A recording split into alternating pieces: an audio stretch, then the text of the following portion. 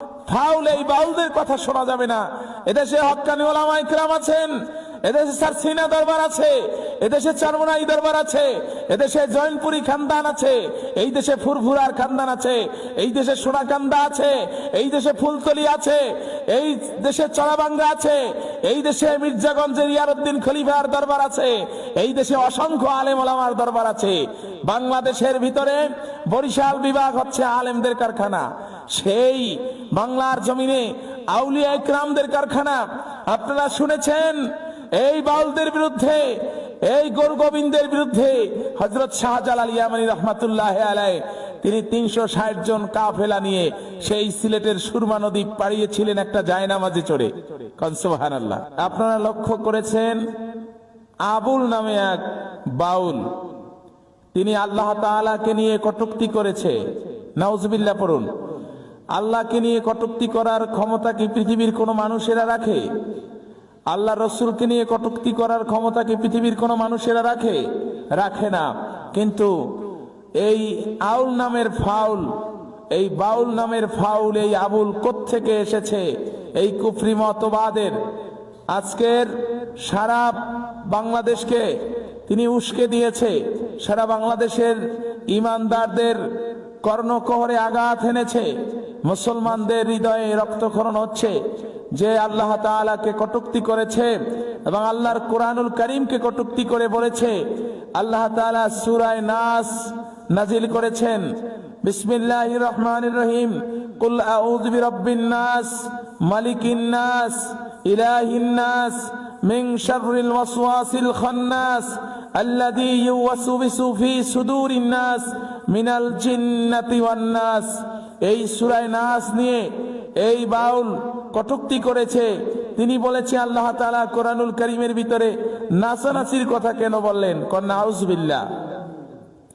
আসলে এদের কোনো হিতাহিত জ্ঞান নেই, এদের মস্তিষ্কে কোনো সামান্য মাত্র বিন্দু মাত্র ইমানের জ্যোতি, ইমানের নূর নেই, বিধায়ী এরা এরকম কটূক্তি করতে পেরেছে।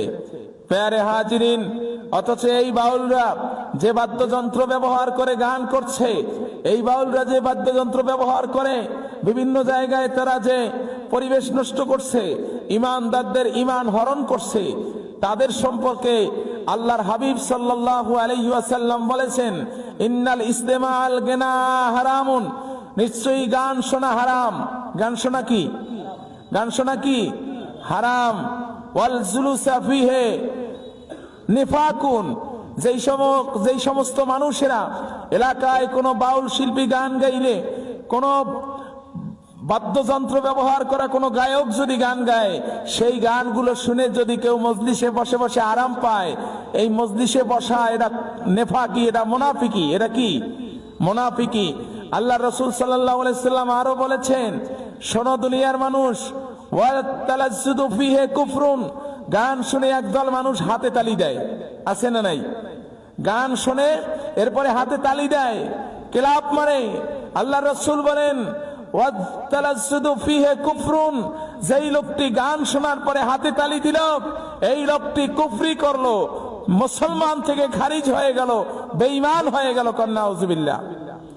মুআজ্জাজ হাজিরিন, সুতরাং আপনারা লক্ষ্য করে দেখেছেন ইদানিং বাউল শিল্পী আল্লাহকে নিয়ে কটূক্তি করেছে, আল্লাহর রাসূলকে নিয়ে কটূক্তি করেছে।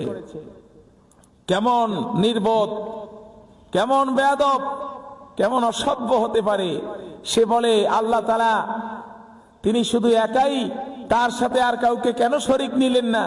তার মানে একা একা সবকিছু নিয়ন্ত্রণ করবেন, এটা কেমনে হয়? তিনি আরো কয়েকজন আল্লাহকে বানাইতেন। কন্না আউযুবিল্লাহ।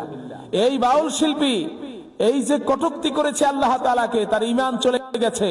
এবং আমরা বাংলাদেশের প্রশাসনকে ইতিমধ্যেই আমরা আলটিমেটাম দিয়েছি, এবং আপনারা জানেন মুসলমানদের সমস্ত মুসলমান মুফাসসাল থেকে শুরু করে কেন্দ্র পর্যন্ত সকলে ঐক্যবদ্ধ হয়ে এর প্রতিবাদ করেছে যে এই আবুল নামক এই বাউলকে সর্বোচ্চ শাস্তি, ব্লাসফেমি আইন করে তাকে ফাঁসির কাস্টে ঝুলাইতে হবে।